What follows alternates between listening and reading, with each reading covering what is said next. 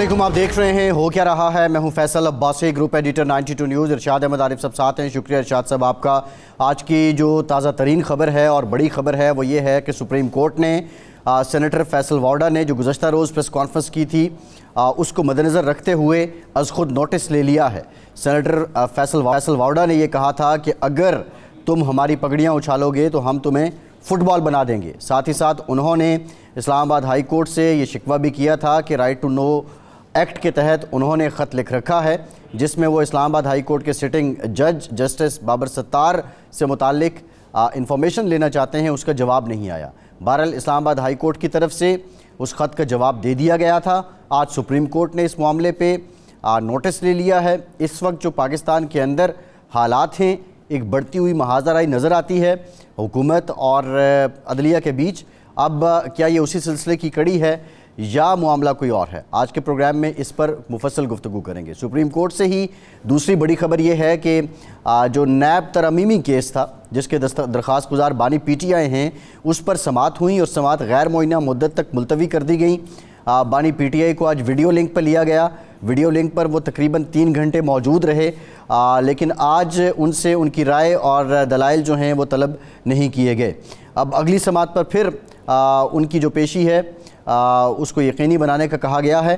बहरहाल ये मामला अब गैर मुअय्यना मुद्दत तक इसकी समाअत जो है वो मुलतवी कर दी गई हैं। इस वक्त महाजराई एक चल रही है।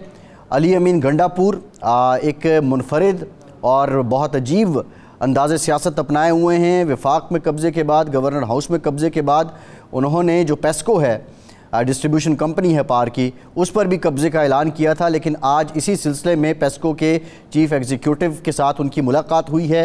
लोड शेडिंग से मुतालिक मैकेनिज़्म बनाने पर इत्तफ़ाक़ हुआ है। 14 घंटे लोड शेडिंग करने का, KPK में 14 घंटे की लोड शेडिंग से मुतालिक बात की गई है और शेड्यूल बनाने का कहा गया है। अब ये महाजराई किधर को जाएगी, अली अमीन गंडापुर का ये अंदाज़ सियासत क्या है, इस पर भी कुछ मुफस्सल गुफ्तगू करेंगे। कौमी असम्बली में आज तल्ख़ कलामी हुई। तारिक बशीर चीमा और जरताज गुल साहिबा के दरमियान मामला स्पीकर तक पहुंचा, फिर बात माफ़ी तलाफ़ी तक पहुंची।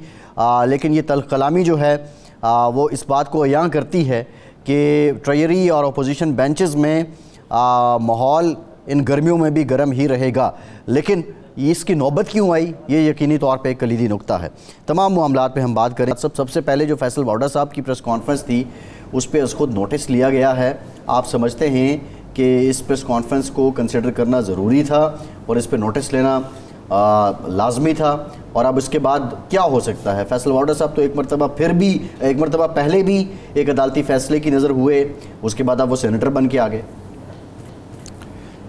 देखें, फैसल वाडा साहब की जो कल की प्रेस कॉन्फ्रेंस थी वो अजीब व गरीब मामला था।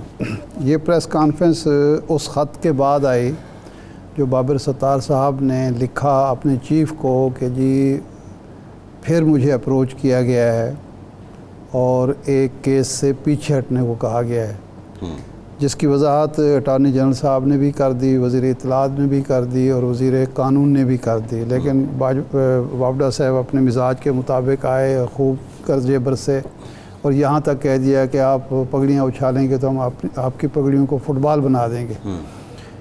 अब समझ नहीं आती कि जो इन्फॉर्मेशन उन्होंने मांगी थी अगर वो 15 दिन में नहीं मिली तो 16वें दिन में मिल जाती।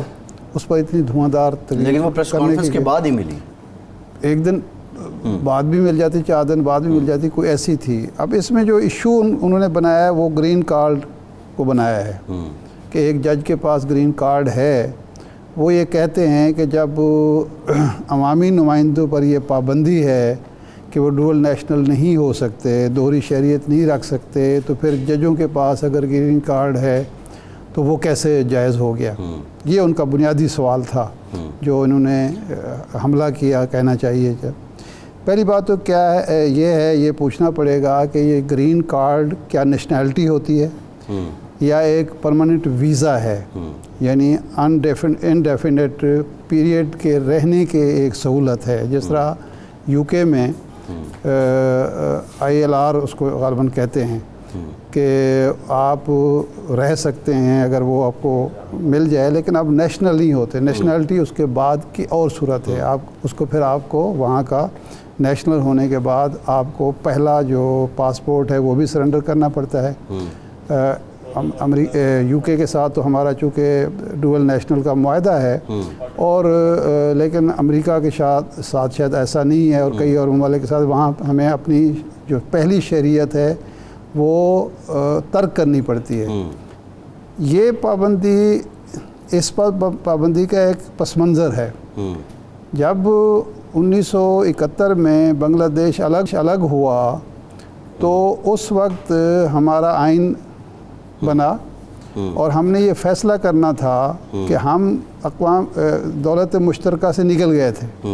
دولت مشترکہ سے نکلنے کے بعد ہمارے جو شہری وہاں موجود تھے یو کے میں یا یو کے جو الائز ہیں وہاں، کیا وہ پاکستانی شہری رہیں گے یا نہیں رہیں گے. تو ہم نے اپنے آئین میں رکھا کہ وہ ڈوئل نیشنلٹی ہو سکتی ہے، ایک آدمی بیک وقت یو کے کا اور پاکستان کا شہری ہو سکتا ہے. اور یہ کامن ویلتھ کنٹریز بہت سے ان کا ہاں دولت مشترکہ کا معاملہ تھا، ہم نکل گئے تھے. لیکن یہ ہے کہ جو عوامی نمائندہ ہوگا وہ ڈوئل نیشنل نہیں ہوگا. لیکن ارشاد صاحب یہاں دیکھیں ایک ٹیکنیکل معاملہ یہ ہے کہ جو گرین کارڈ آپ ہولڈ کرتے ہیں امریکہ کا تو اس میں ایک اوتھ آف ایلیجنس ہوتا ہے. نہیں گرین کارڈ میں میرا نہیں خیال. نہیں، oath of allegiance green card میں بھی ہے اور اس کا وہ باضابطہ ایک حلف ہے اور وہ حلف یہ کہتا ہے اگر آپ کہتے ہیں نہیں اب یہ پہلے چیک کریں نا، گرین کارڈ میں ایسا حلف نہیں ہے کیونکہ حلف جب آپ اٹھا لیں گے تو آپ کو پہلی نیشنلٹی جو ہے نا. میں آپ سے یہی گزارش کر رہا ہوں، جو میری انفارمیشن کے مطابق جو میں نے اس کو چیک کیا اس کے مطابق جو ہے وہ اوتھ آف ایلیجنس ہے اور وہ یہ کہتا ہے کہ میں اعلان کرتا ہوں کہ بالکل اور مکمل طور پر کسی بھی غیر ملکی شہزادے طاقتور ریاست یا خود مختاری سے وفاداری کو ترک کرتا ہوں جس کا میں اب تک ایک موضوع یا شہری رہا ہوں اور میں اس کی حمایت کروں گا اور ریاست متحدہ امریکہ کے آئین اور قوانین کا دفاع کروں گا. ٹھیک ہے، مان لیا. ٹھیک ہے. اب آپ کے آئین نے سوائے عوامی نمائندے کے کسی کو یہ پابند نہیں کیا کہ وہ ڈوئل نیشنل نہیں ہو سکتا. اس وقت یہ بیوروکریٹ سے متعلق ایک فیصلہ سپریم کورٹ کا آیا تھا. ہاں کہا تھا، لیکن عملاً تو ہمارے اس وقت بہت زیادہ ہائر رینک کے بیوروکریٹس جو ہیں وہ کینیڈا کے شہری ہیں. یہ تو آپ کے علم میں ہے. اچھا ہمارا کینیڈا کے ساتھ تو ڈوئل نیشنلٹی کا کوئی ایسا ایشو نہیں ہے، لیکن وہ انہوں نے کیے ہوئے ہیں. اور پچھلے سال آپ کو یاد ہوگا سال 2 سال پہلے ایک لسٹ بھی آئی تھی اس حوالے سے. سفارت خانوں میں جاتے ہیں وہاں پہ سفارتکاروں کے پاس نوکری پہ جاتے ہیں وہاں پہ وہ نیشنلٹی لے لیتے ہیں. بالکل ایسے. یا تو آپ ایک عوامی نمائندے ہیں، آپ تحریک پیش کریں سینٹ میں کہ جناب یہ ڈوئل نیشنلٹی ختم کی جائے. کوئی بھی شخص جو سرکاری ملازمت پہ ہے، خواہ وہ جج ہے، خواہ وہ بیوروکریٹ ہے، خواہ وہ پولیس افسر ہے، خواہ وہ کسی اور ادارے کا ملازم ہے، وہ دوہری شہریت نہیں رکھ سکتا. پاکستان کی شہریت جب اس نے کسی اور ملک کی شہریت حاصل کر لی ہے، پاکستان کی شہریت بھی ختم ہوگی، پاکستان کی ملازمت بھی ختم ہوگی، پاکستان کی مراعات بھی ختم ہوگی. یہ قانون بنا لیں، آئین میں ترمیم کر دیں. لیکن جب تک یہ چیز آپ نے سہولت دی ہوئی ہے پھر اس پر کویسچن نہیں کر سکتے. پھر آپ ڈیبیٹ اسمبلی میں یا سینٹ میں یہ کر سکتے ہیں کہ یہ برقرار رہنی چاہیے یا نہیں رہنی چاہیے. یہی کویسچن ووٹرز کے لیے بھی اور وہ ان کے لیے بھی یہی ہے کہ یہ طے ہو جانا چاہیے کہ وفاداری کی ڈیفینیشن کیا ہے. لیکن اگر یہ قانون بھی موجود ہے، یہ سہولت بھی موجود ہے اور آپ کسی ایک شخص کو اس وقت نشانہ بناتے ہیں جب وہ کوئی فیصلہ آپ کی مرضی کے خلاف دیتا ہے یا وہ شکایت کرتا ہے کہ میں دباؤ کا شکار ہوں، تو یہ صاف بدنیتی ہے اور یہ ملائن کرنے کی، بدنام کرنے کی، اگلے شخص کو اس کی ساکھ خراب کرنے کی کوشش ہے. اس کے علاوہ اس کو نہیں کہا. اور کل صرف واوڈا صاحب اکیلے نہیں تھے، کامران ٹیسوری صاحب نے بھی اسی حوالے سے پریس کانفرنس کی. اس کے بعد عطا اللہ طاہر صاحب نے بھی ایک پریس کانفرنس کی. آج مصطفیٰ کمال صاحب نظر آ رہے تھے، وہ بھی یہی ایشو لے کے بیٹھے ہوئے تھے. بھائی آپ تو حصہ ہیں پارلیمنٹ کا، آپ لوگ شکایتیں کیوں کر رہے ہیں، پریس کانفرنس کیوں کر رہے ہیں؟ دوسری طرف آتے ہیں، بڑی اوپنلی بات ہے. جو آج نوٹس لیا گیا ہے، میرا خیال ہے اس میں یہ سارے سوالات اٹھیں گے جی اور یہ طے ہوگا ایک طرف سے. جی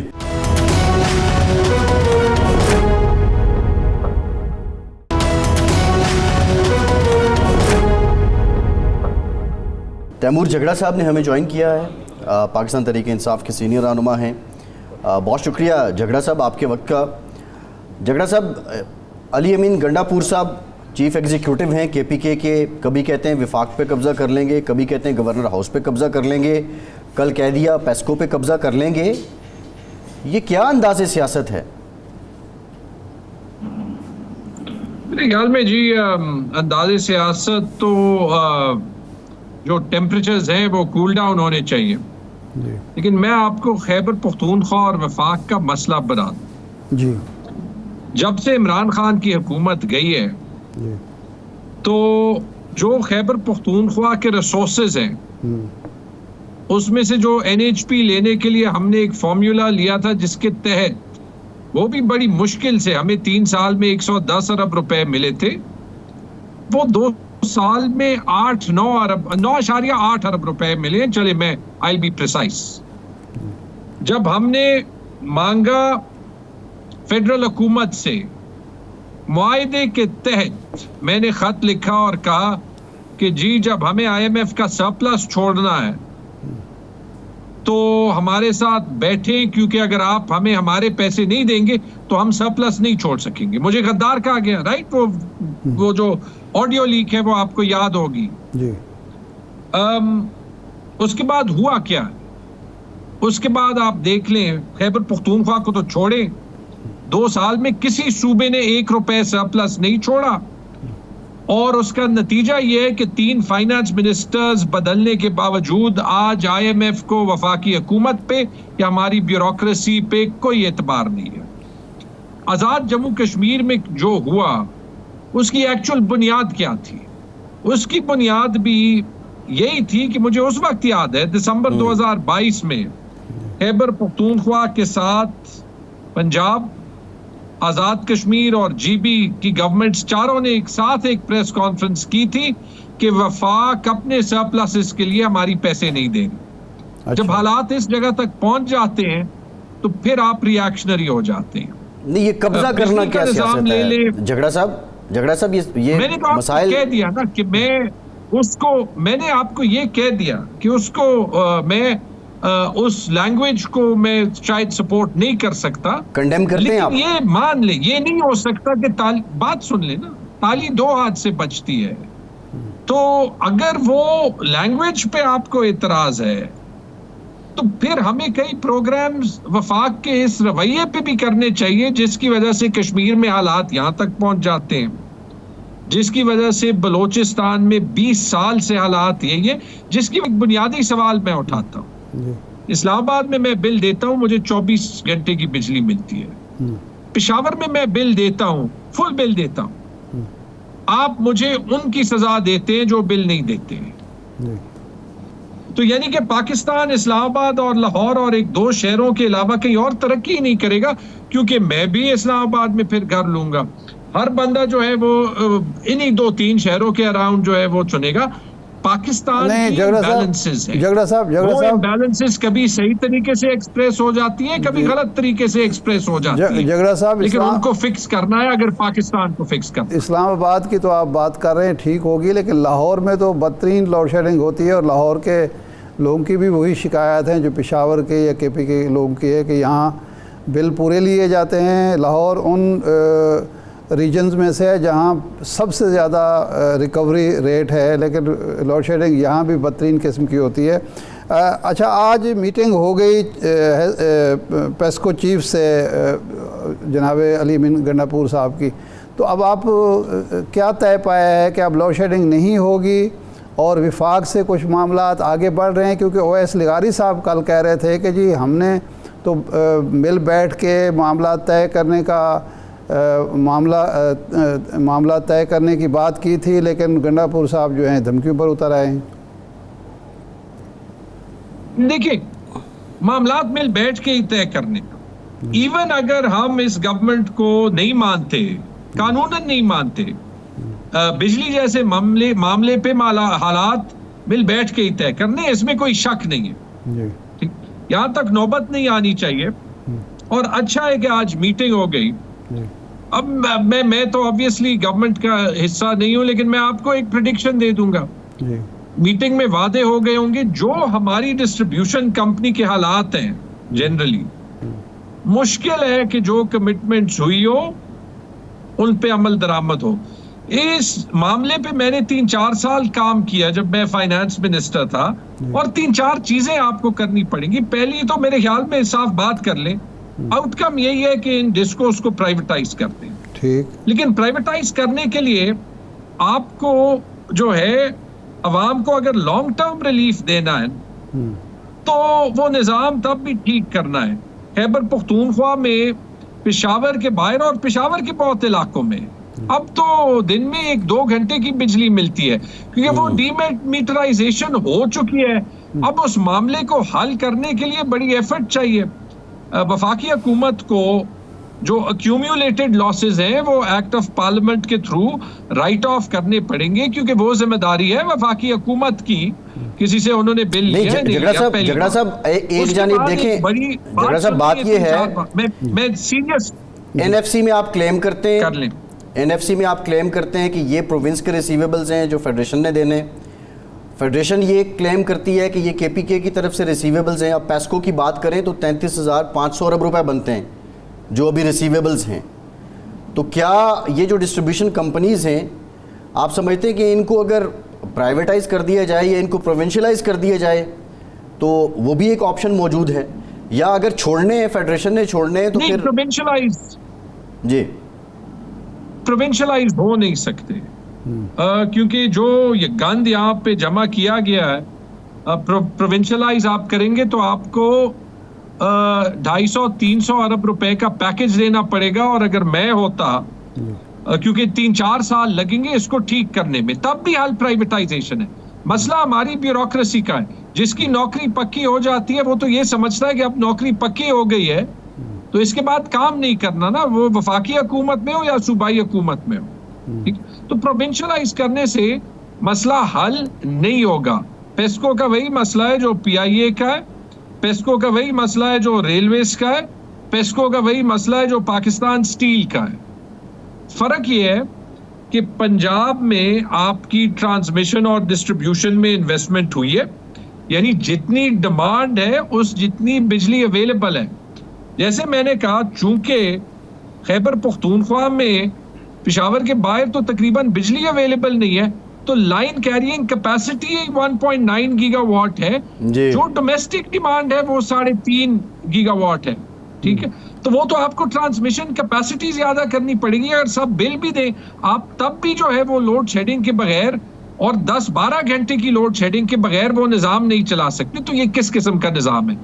ٹیسکو کی بات کرتے ہیں, قبائلی اضلاع کے نظام کی بات کرتے ہیں, انگلی خیبر پختونخوا پہ اٹھتی ہے. یہ مجھے بتا دیں, 70 سال یہ قبائلی اضلاع وفاق کی ذمہ داری رہے. تو اگر وفاق اتنا قابل ہے اور صوبے میں اتنی نااہلی ہے تو فاٹا میں تو جو ہے وہ جنت ہونی چاہیے تھی نا. وہاں پہ جو انتشار ہوتا ہے وہ نہیں ہونا چاہیے تھا, کیونکہ وفاق تو سنبھالنا جانتا ہے. اب یہ میں پارٹیز کی بھی بات نہیں کر رہا, میں آپ کو یہ کہہ رہا ہوں کہ نااہلی یا ایشو صوبے یا وفاق کے نہیں ہے. ہمارے انسٹیٹیوشنز پیسکو کی طرح اتنے کمزور ہو گئے ہیں اور ہماری ول ٹو فکس پرابلمز اتنی کم ہے کہ دس از ناٹ ایزی. اچھا, یہ جگہ صاحب یہ فرمائیں کہ یہ تو ہو گیا وفاق اور صوبے کے درمیان ایک معاملات ہیں جو مل بیٹھ کر طے کرنے چاہیے. اب وزیر اعلیٰ صاحب یہ بیان دیتے ہیں کہ گورنر ہاؤس کی ایک انیکسی میں محدود کر دوں گا گورنر کو, اور اس کے بعد کے پی کے ہاؤس جو اسلام آباد کا ہے وہاں اس کی انیکسی پر قبضہ کر لیا جاتا ہے, یا کہا جاتا ہے کہ وہاں وہ داخل ہی نہیں ہو سکتے. یہ لینگویج کیا ہے, کیا قصور ہے گورنر کا؟ اس لیے کہ وہ آپ کی پارٹی سے تعلق نہیں رکھتا اور پیپلز پارٹی سے اس کا تعلق ہے. کہ میری یہ رائے ہوگی کہ ان باتوں سے ہم آگے بڑھیں, اور دونوں جو ہے وہ کانسٹیٹیوشنل رولز ہیں. گورنر صاحب کو میری یہ تجویز ہوگی کہ ایز ریپرزینٹیٹیو آف دا فیڈریشن آپ ہی 100-200 ارب روپے کا حق جو ہے وہ وفاق سے لے آئیں. ہم تنقید کرنے کے قابل ہی نہیں رہیں گے.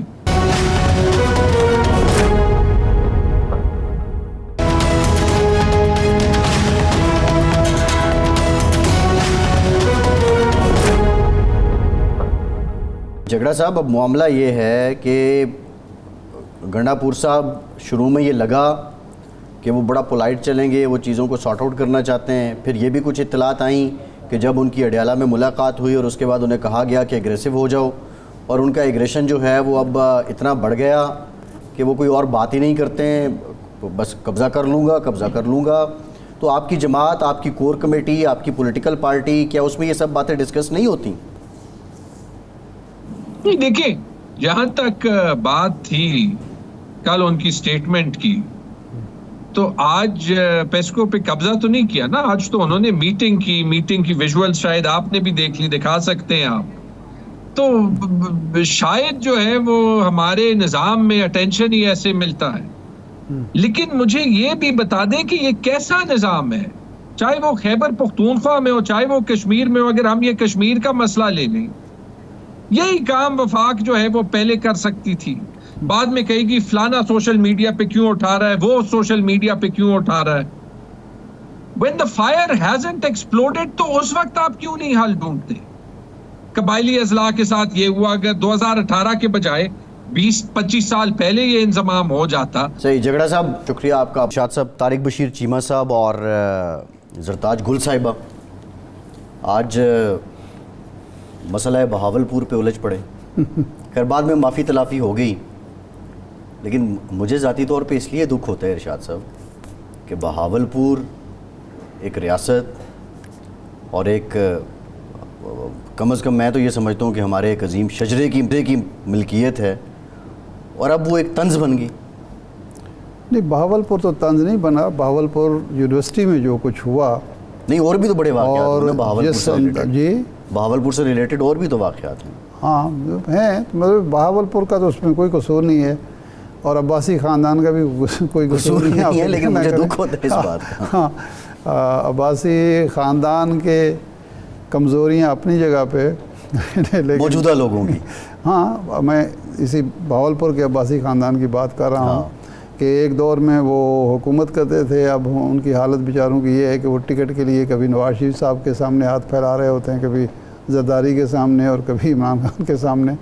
تو یہ تو ایک ہے نا. اور کیا لیگیسی تھی، کیا ورثہ تھا، اور کیا حالت ویژن تھا سب سے بڑی بات. اور نواب صاحب بہاولپور کا تو آپ کو علم ہی ہے. اچھا، سوال یہ ہے کہ یہ جو ہماری قومی اسمبلی ہے یا سینٹ ہے یا اسمبلیاں ہیں، اس کا ایک پوری دنیا میں بدمزگی ہوتی ہے، باتیں بھی ہوتی ہیں، بہت کچھ ہوتا ہے، لیکن مثالیں بھی ہم دیتے ہیں، جاپان میں یہ ہو گیا، یو کے میں یہ ہو گیا، فلان. ہم یہ بات بھول جاتے ہیں کہ پاکستان ایک مسلم معاشرہ ہے جہاں کی اپنی تہذیبی، ثقافتی اور مذہبی روایات ہیں، اور جہاں تو تکار جو ہے اس کو معیوب سمجھا جاتا ہے، اور خاص طور پر خواتین کے ساتھ. خواتین کو بھی، میں اس بات کے حق پہ نہیں ہوں کہ خواتین کو خاتون ہونے کا یہ فائدہ ہے کہ وہ جو مرضی کہتی رہے اور مرد بیچارہ جو ہے وہ سنتا رہے. خواتین کو بھی اس کا احساس ہونا چاہیے کہ جب وہ لوگ انہوں نے آپ کو منتخب کر کے بھیجا ہے اسمبلی میں، تو اپنی عزت اور وقار کا بھی خیال رکھیں اور دوسروں کی عزت اور وقار کا بھی خیال رکھیں. اور مردوں کو بھی یہ مد نظر رکھنا چاہیے کہ وہ ایک انسان ہیں، ایک خاتون سے مخاطب ہیں، اور رسپونڈ نہیں کرنا چاہیے. عوامی نمائندے ہیں آپ رول ماڈل ہیں اپنے حلقے کے عوام کے. اگر آپ بدتمیزی، بد تہذیبی، تو تکار، گالم گلوچ، اس طرح کی باتیں، نازیبا الفاظ کا استعمال کریں گے تو یہ آپ اپنے حلقے کے عوام کی بھی حق تلفی کر رہے ہیں، اور اپنی جو خاندان اور اپنے بارے میں بھی ایک برا تاثر قائم کر رہے ہیں کہ یہ کوئی تربیت درست نہیں ہوئی. اب اس موقع پر مثال کے طور پر ہم مان لیں کہ اس نے کوئی نازیبا بات کی ہوگی، تو آپ سپیکر کو مخاطب کریں اور ان سے کہیں کہ جی الفاظ بھی اسپینڈ کریں، اور اس کے بعد ان سے بھی کہیں کہ وہ معذرت کریں.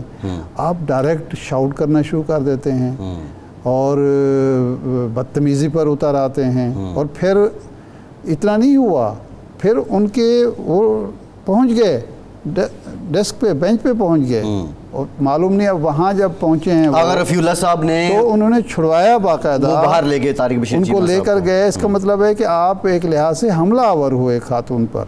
نہیں ہوا یہ ارشاد صاحب اس میں کہ جب یہ اگریسو ہوئے, پی ٹی آئی کے کچھ لوگ اٹھے, وہ ان کی طرف بڑھے, یہ ان کی طرف بڑھے. ان دا مین وائل پیپلز پارٹی کے آغا رفیع اللہ صاحب, یہ ان کی جو بات انہوں نے کی ہے یہ ان کے ڈیسک پہ جا کے کی ہے, وہاں کی ہے, اور وہاں سے مائک پہ بھی کی ہے انہوں نے, مائک پہ بھی کی ہے, لیکن وہ اس کے بعد ہو گئے. ہاں بالکل اس کا جانے کا مطلب تو یہی ہے کہ آپ کوئی حملہ خدا نہ خاصہ کرنا چاہتے ہیں, آپ کی نیت یہ نہ بھی ہو, ویسے ہی آپ کچھ کہنے کے ہوں, لیکن سمجھا تو یہی جائے گا کہ آپ اپنی نشست چھوڑ کے جب ایک دوسرے خاتون ممبر کی نشست پہ جاتے ہیں تو اس کا صاف مطلب ہی نکلتا ہے.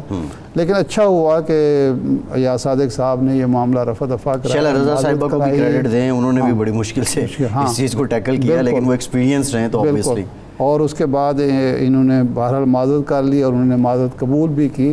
لیکن یہ آئندہ کے لیے جو خاص طور پر دیکھیں, سرکاری آپ بینچوں پہ بیٹھے ہیں, حکومت کا آپ حصہ ہیں, حکمران اتحاد کا حصہ ہے نا طارق بشیر چیمہ صاحب, وزیر تو بنتے بنتے وہ رہ گئے. اگر صالح صاحب ایم این اے نہ ہوتے تو انہوں نے وزیر بن جانا تھا, پہلے مطالبہ بھی تھا, تو پہلے بھی وزیر آپ رہ چکے ہیں. پھر یہ گفتگو جو کر رہے تھے اپنے سابقہ جماعت کے حوالے سے, جس طرح کی گفتگو کر رہے تھے, تو اس میں انہوں نے کوئی بات کر دی ہوگی. تو میرا خیال ہے یہ اسمبلی کا, ہماری اسمبلی کا یہ ماحول نہیں ہونا چاہیے. اور خواتین ممبرز وہاں اس لیے نہیں آتی کہ ان کی بے عزتی کی جائے یا ان کے بارے میں کوئی لغو جملے بازی ہو. آئندہ کے لیے اسپیکر صاحب کو بھی اہتمام کرنا چاہیے. جو پارلیمانی لیڈر ہیں, جو ہر پارٹی کے چیف وپ ہیں, ان کی یہ ذمہ داری بنتی ہے کہ اپنے ارکان کی وہ تربیت بھی کریں. پی ٹی آئی نے پارلیمانی کردار ادا کیا, وہ اسپیکر کے پاس پہنچ گئے, ان کے سامنے شکوے کیے, ایون زرتاج صاحبہ میرے خیال شاید وہ آبدیدہ بھی ہوئیں, لیکن اسپیکر صاحب نے معاملے کو, یا صادق صاحب نے رفع دفع کروایا, پھر عمر ایوب صاحب نے شکریہ ادا کیا. اس ماحول کو انکریجمنٹ کرنا چاہیے. شاہ خاور صاحب نے ہمیں جوائن کیا ہے, ماہ ناز قانون دان ہیں, منصب منصفی پہ بھی فائز رہے ہیں. شاہ خاور صاحب بہت شکریہ آپ کے وقت کا. شاہ خاور صاحب, از خود نوٹس لیا گیا ہے سپریم کورٹ کی طرف سے, جو فیصل واؤڈر صاحب کی پریس کانفرنس تھی, آپ کیا سمجھتے ہیں بطور قانون کے ایک منجھے ہوئے قانون دان کے طور پہ, یہ اب سلسلہ کس طرف جائے گا, اور یہ پریس کانفرنس کیا واقعتاً ڈائریکٹلی عدلیہ کو ہٹ کر رہی تھی؟ جی دیکھیں, وہ میں سمجھتا ہوں کہ ایک بڑا سیریس جو ہے یہ مسئلہ ہے کہ فیصل واؤڈر صاحب کی کل کی جو پریس کانفرنس تھی وہ بہت زیادہ وائرل بھی ہوئی اور بہت سارے لوگوں نے دیکھا بھی. اور آج جب میں خود بھی بینچ نمبر 1 سپریم کورٹ میں موجود تھا نیب ترامیم کے کیس کے حوالے سے, تو پھر اس پہ جب یہ سماعت ختم ہو رہی تھی تو اس پہ جسٹس اطہر بن اللہ صاحب نے اٹارنی جنرل سے مکالمہ کیا اور اس کی نشاندہی کی اس پریس کانفرنس کی, جس پہ انہوں نے بھی کہا کہ ایسا نہیں ہوگا. تو اس کے بعد فوری طور پہ ایک فیصلہ ہوا کہ اس پہ جو ہے از خود نوٹس لیا جائے. تو توہین عدالت کا نوٹس جو ہے وہ ایشو ہو چکا ہے اور کل کے لیے مقرر ہو چکا ہے, اس کے لیے بینچ بھی بن گیا ہے. تو اب جو فیصل واؤڈر صاحب ہیں ان کی طرف سے بھی ابھی تک جو اطلاعات آ رہی ہیں وہ تو بالکل ان کو اندیا انہوں نے یہی دیا ہے کہ وہ پیش ہوں گے اور اس کو فورسفلی جو ہے وہ کنٹیسٹ بھی کریں گے. تو اس سے کافی میں سمجھتا ہوں کہ جو ایک ماحول ہے اس میں زیادہ تلخی اور اس طرح کے امکانات موجود ہیں. تو اب دیکھنا ہے کہ کل جب یہ سماعت ہوتی ہے تو یہ کس رخ پہ یہ معاملہ جاتا ہے.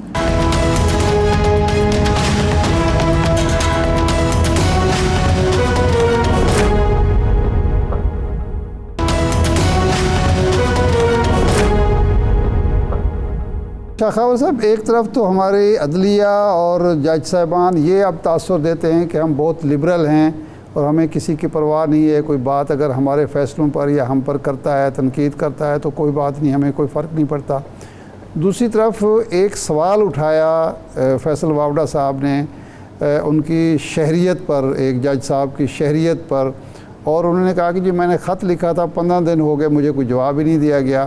اس پر توہین عدالت کا یا از خود نوٹس لے لیا جاتا ہے. تو اس کا مطلب یہ ہے کہ ابھی تک بھی توہین عدالت کا وہی تصور کار فرما ہے جو پہلے تھا, اور عدالتیں کوئی لبرل نہیں ہیں زیادہ. جی دیکھیں, توہین عدالت کے قانون کے اور اس کا جو اس پہ عمل درآمد ہے اس میں تو کافی چیزیں ہمیں نظر آتی ہیں, اور اس میں خاص طور پہ اکثر عدالتیں جو ہیں وہ اس کو صرف نظر کرتی ہیں. اگر کسی پہ پرسنل کرٹیسزم ہو یا کسی پہ تنقید کی جائے جج کی ذات کے اوپر, تو نارملی اگر وہ اس میں کنٹیمپٹ آف کورٹ کی اپلیکیشن جائیں بھی تو وہ کہتے ہیں کہ چلے ہم اس کو درگزر کر سکتے ہیں. تو لیکن یہ معاملہ جو ہے یہ چونکہ سپریم کورٹ آف پاکستان نے از خود اس کا نوٹس لیا ہے. ایک تو از خود نوٹس ہوتا ہے 184(3) کے تحت جو اوریجنل جیورسڈکشن کے, لیکن مجھے لگتا یہ ہے کہ جو آئین کا جو شک ہے اور جو قانون اس وقت رائج ہے, کیونکہ آرٹیکل 204 کے تحت ہائی کورٹ اور سپریم کورٹ کے ججز کو یہ اختیار حاصل ہے کہ وہ توہین عدالت کی کارروائی کسی کے خلاف کر سکتے ہیں, اور وہ کرتے قانون کے مطابق ہیں. اور اس وقت جو مروج قانون ہے وہ کنٹیمپٹ آف کورٹ آرڈیننس 5/2003 ہے. اس میں جو از خود کسی بھی عدالت کو, ہائی کورٹ کو یا سپریم کورٹ کو اختیار حاصل ہے کہ وہ کسی بھی توہین عدالت کا از خود نوٹس لے سکتے ہیں. تو میرا خیال ہے کہ یہ جو از خود نوٹس لیا گیا ہے article 204 read with contempt of court ordinance 2003 کے تحت لیا گیا ہے. تو اس پہ بھی پورا پروسیجر ہے, ان کو نوٹس دیا جائے گا, پھر اس کے بعد جو ہے کارروائی آگے چلے. اچھا, یہ شاہ خاور صاحب آپ یہ کہہ رہے ہیں کہ یہ 184(3) کے تحت نہیں ہے, تو یہ بھی بتائیے گا کہ اس میں تو پھر مجھے لگتا ہے کیونکہ میں نے ابھی تک پروفیشن نہیں پڑھا. اچھا, دونوں صورتوں میں مجھے لگتا یہ ہے کہ جو کنٹیمپٹ آف کورٹ کا جو لا ہے وہ یہ پرووائڈ کرتا ہے کہ وہ خود نوٹس لیا جا سکتا ہے توہین عدالت میں. صحیح ہے. دیٹ مینس کہ پھر ان کے پاس اگر جس طرح آپ کہہ رہے ہیں جو آپ کی انڈرسٹینڈنگ ہے اس کے مطابق تو پھر رائٹ آف اپیل بھی نہیں ہوگا. نہیں, اس کا رائٹ آف اپیل ہے. اس کی وجہ یہ ہے کہ اگر اس کو 3 رکنی بینچ سنے گا تو کوئی بھی جس میں جو متاثرہ فریق ہوگا اگر اس کے خلاف فیصلہ آتا ہے تو وہ اس میں بھی انٹرا کورٹ اپیل کر سکتے ہیں, جیسے کہ کنٹیمپٹ آف کورٹ آرڈیننس 2003 میں ذکر میں نے کیا ہے. تو یہ بھی ایک اپیلیبل آرڈر ہے, لیکن اس میں اگر یہ 3 رکنی بینچ کرے گا تو پھر اس سے بڑا بینچ جو ہے ادر دین دی ججز ہو ہیو ڈیسائیڈڈ وہ اس کو انٹرا کورٹ اپیل سنے گا. ہاں, وہ جس طرح بیوروکریٹ کے خلاف لاہور اسلام آباد ہائی کورٹ نے فیصلہ کیا اور اس کے ساتھ ہی ان کو 1 مہینے کا وقت دیا کہ آپ اپیل کر سکتے ہیں, اور وہ اپیل چل رہی ہے اس وقت. یہ ٹھیک آپ فرما رہے ہیں. اچھا, اسی طرح کی پریس کانفرنس کل اور آج کچھ اور لوگوں نے بھی کی, تو اس کا مطلب ہے کہ وہ بھی نوٹس ہوں گے اور ان کو بھی طلب کیا جائے گا, یا صرف یہ فیصل واوڈا صاحب تک معاملہ رہے گا؟ دیکھیں, مجھے تو بڑا یہ معاملہ آگے جو ہے وہ اس میں گرما گرمی نظر آ رہی ہے, اور انفارچونیٹ دیکھیں ججز کو اسکینڈلائز کرنا یا بغیر ثبوت کے ان کو ریڈیکول کرنا عوام کے سامنے یہ ناپسندیدہ قدم ہے, اس کو تو بالکل بھی حمایت نہیں کی جا سکتی. لیکن آپ نے دیکھا ہے کہ ابھی اسلام آباد ہائی کورٹ میں بھی جو ہے وہ جوڈیشل کنٹیمپٹ کے جو ہے وہ 2 بینچز بنے ہوئے ہیں. اسلام آباد ہائی کورٹ کے ٹوٹل 8 ججز ہیں, اور ان میں 3 ججز کے 2 بینچز جو ہے وہ وہاں بنے ہوئے ہیں, وہ اس کی زیادہ تشہیر ہو رہی ہے. تو اس میں پھر ایک تاثر یہ جاتا ہے کہ شاید یہ جو عدلیہ ہے وہ اپنے اصل کام کی بجائے وہ اپنے ذاتی کرٹیسزم کے اوپر یا ان چیزوں کے اوپر جو ہے وہ زیادہ توجہ دے رہی ہے. یہ ایک اچھا تاثر نہیں ہے, لیکن اس کے ساتھ ساتھ یہ بھی دیکھنا ہے کہ عدلیہ پر جو ایک بہتان بازی یا اس طرح کا کرٹیسزم ان کو ریڈیکول کرنا وہ بھی معاشرے کے لیے بہتر نہیں ہے. تو میں سمجھتا ہوں کہ ایک بیلنسڈ اپروچ کی ضرورت ہے. آپ ضرور عدلیہ پہ بھی تنقید کر سکتے ہیں, ان کے فیصلوں پہ تنقید کر سکتے ہیں, لیکن آپ ان کی جو ہے وہ تسلیل نہیں کر سکتے. تو تنقید کرنے اور تسلیل کرنے میں جو ہے یہ فرق جو ہے یہ روا رکھنا چاہیے. صحیح. اچھا, آج ایک کیس جس کا آپ ذکر فرما رہے ہیں کہ ڈسکس ہوا, نیب ترامیم کیس ہے, تو اب اپیل کا معاملہ ہے. آپ سمجھتے ہیں کہ جو فیصلہ آیا وہ زیادہ مضبوط ہے, یا اپیل کے لیے جو دلائل ہیں اور اس فیصلے کے خلاف جو دلائل دیے جا رہے ہیں یا جو گراؤنڈ بنائی جا رہی ہے, آپ سمجھتے ہیں کہ یہ جو ترامیم کل عدم ہوئی تھیں وہ دوبارہ بحال ہو جائیں گی, اور بظاہر لگتا ہے کہ حکومت کا موقف, وفاق کا موقف زیادہ مضبوط ہے؟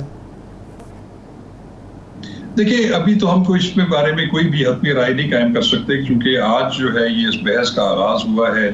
اس میں اپیلانٹ کے وکیل جو ہیں انہوں نے اپنی معروضات پیش کی ہیں, لیکن اس میں ہمیں ایک چیز ضرور دیکھنی ہوگی کہ اس سے پہلے ایک practice and procedure act, supreme court practice and procedure act 2023 جو ہے وہ آیا تھا اور ابھی وہ نوٹیفائی ہی نہیں ہوا تھا، تو اس کو چیلنج کر دیا گیا اور اس پہ عمل درآمد روک دیا گیا تھا۔ پھر اس کو جو ہے بعد میں سپریم کورٹ آف پاکستان جب فائز عیسیٰ صاحب آئے تو انہوں نے اس کو دوبارہ ٹیک اپ کیا، تو انہوں نے ان ترامیم کو جو ہے وہ آئین کے مطابق قرار دیا۔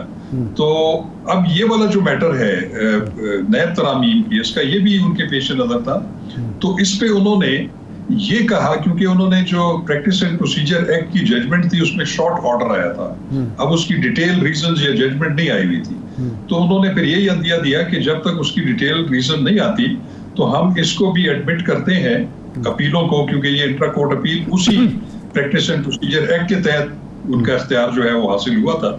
تو انہوں نے پھر یہ کیا تھا کہ انہوں نے کہا کہ ہم کوئی حکم امتناعی جاری نہیں کر رہے، لیکن انہوں نے جتنے بھی پاکستان میں اکاؤنٹیبلٹی کورٹ کے ججز تھے ان کو ان مقدمات میں جو کہ ان کو واپس ہوئے تھے اس پہ جو حتمی فیصلہ ہے اس سے روک دیا تھا۔ تو اب چونکہ پریکٹس اینڈ پروسیجر ایکٹ میں وہ پارلیمنٹ کی جو قانون سازی کا اختیار ہے اس کے بارے میں وہ قانونی اصول وضع کر چکے ہیں اور ان کی اتھارٹی کو مان چکے ہیں، تو لگتا یہ ہے کہ اس میں امکانات یہ ہو سکتے ہیں کہ وہ جو پچھلی ججمنٹ ہے جس میں ترامیم کو منسوخ کیا گیا تھا، شاید اس ججمنٹ کو منسوخ کر دیا جائے۔ صحیح۔ اچھا شیخ خاور صاحب یہ بتائیے گا کہ اگر یہ ججمنٹ منسوخ ہو جاتی ہے تو یہ جو 190 ملین پاؤنڈ کیس چل رہا ہے بانی پی ٹی آئی کے خلاف، کیا اس پہ بھی کوئی اثر پڑے گا؟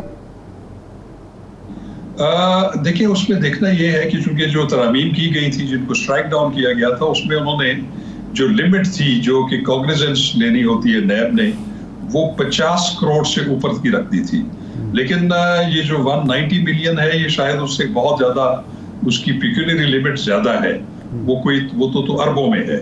تو میرا خیال ہے کہ اگر یہ ترامیم بحال بھی ہوتی ہے تو ان کے کیس پہ ایز سچ کوئی اثر نہیں پڑے گا، وہ اپنے میرٹس کے مطابق چلے گا۔ صحیح ہے۔ یہ شیخ خاور صاحب یہ بھی بتائیے گا، جو اس وقت آپ نے بھی جس بات کی نشاندہی کی ہے جو چل رہا ہے بالخصوص جو آپ کی لیگل فریٹرنٹی ہے، اس میں حکومت کا عدالتوں کے ساتھ کورسپونڈنس کرنے کے لیے ایڈوکیٹ جنرل یا اٹارنی جنرل کے علاوہ کوئی اور بھی ان کے پاس آئینی قانونی مین ہوتا ہے جس کے ذریعے وہ بات کر سکتے ہیں؟ دیکھیں بات یہ ہے کہ ویسے چونکہ ہمارا جو آئین ہے وہ تو ٹرائیکوٹومی آف پاور کے کانسیپٹ کے اوپر چلتا ہے، مقننہ، عدلیہ اور انتظامیہ، یہ تینوں پلرز ہیں اسٹیٹ کے، اور یہ ایک دوسرے کے اندر عدم مداخلت کی بنیاد پر جو چل رہے ہوتے ہیں، لیکن زیادہ تر جو کمیونیکیشنز ہوتی ہیں وہ ججز کی تعیناتی کے اوپر یا کوئی administrative orders ministry of law کا ہو تو وہ سیکرٹری لاء جو ہے وہ رجسٹرار کو کورسپونڈنسز کر رہے ہوتے ہیں روٹین کی۔ لیکن ایک ذریعہ آپ نے درست فرمایا کہ جو اٹارنی جنرل ہوتا ہے وہ یا اٹارنی جنرل آفس، وہ چونکہ وفاقی حکومت کو بھی ریپرزینٹ کر رہا ہوتا ہے اور ان کی بڑی فریکوینٹ ایکسیس ہوتی ہے چیف جسٹس اور ججز کے چیمبرز تک بھی اپنے فرائض منصبی کے اس میں، تو وہ ایک کمیونیکیشن کا ایک میں سمجھتا ہوں کہ سب سے بڑا طریقہ ہے۔ پھر سیکرٹری لاء جو ہے وہ بھی جیسے میں نے بتایا کہ وہ registrar of the supreme court سے یا جو صوبائی وہ جو ہے سیکرٹریز ہیں وہ جو صوبوں کی ہائی کورٹس ہیں ان کے ساتھ وہ انتظامی طور پہ انٹریکٹ کرتے رہتے ہیں۔ تو میں سمجھتا ہوں کہ جو سب سے مؤثر جو ایک بیلنس قائم کرنے کا ایک طریقہ کار ہے، یا تو وہ پروونسز میں ایڈوکیٹ جنرل آفس ہوتا ہے اور فیڈرل میں اٹارنی جنرل آفس۔ بہت شکریہ شیخ خاور صاحب، آپ ہمارے ساتھ موجود تھے۔ ارشاد صاحب پروگرام کا ٹائم ختم ہو گیا ہے، آپ کا آج کے پروگرام سے اتنی اجازت دیجیے۔